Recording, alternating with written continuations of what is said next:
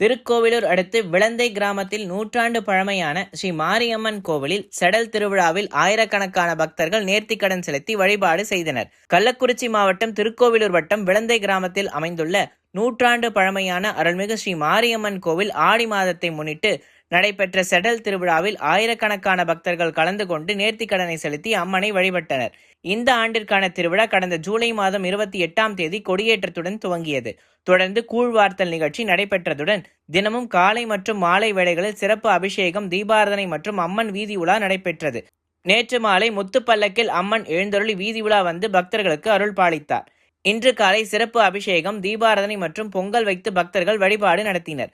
பின்னர் மாலை அம்மன் ஊர்வலமாக ஆற்றங்கரைக்கு அழைத்துச் செல்லப்பட்டு அங்கு கரகம் ஜோடிக்கும் நிகழ்ச்சி நடைபெற்றது. தொடர்ந்து பக்தர்கள் அலகு குத்தி தங்களது நேர்த்திக்கடனை நிறைவேற்றினர். இதனையடுத்து பாரம்பரிய நிகழ்ச்சியான ஆட்டுக்கிடாயை சடல் மரத்தில் ஏற்றி 3 முறை சுற்றி வழிபடும் நிகழ்ச்சி நடைபெற்றது.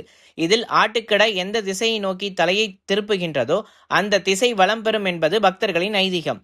இந்த திருவிழாவில் கழுமரம், மணலூர்பேட்டை, திருக்கோவிலூர், சென்னை, விழுப்புரம், கள்ளக்குறிச்சி உள்ளிட்ட பல்வேறு பகுதிகளிலிருந்து ஏராளமான பக்தர்கள் கலந்து கொண்டு சுவாமி தரிசனம் செய்தனர். தொடர்ந்து அம்மன் தேர் திருவிழாவும் சிறப்பாக நடைபெற்றது. இந்த திருவிழாவிற்கான அனைத்து ஏற்பாடுகளையும் ஊர் பெரியவர்கள் மற்றும் திருவிழா கமிட்டியினர் சிறப்பாக செய்திருந்தனர்.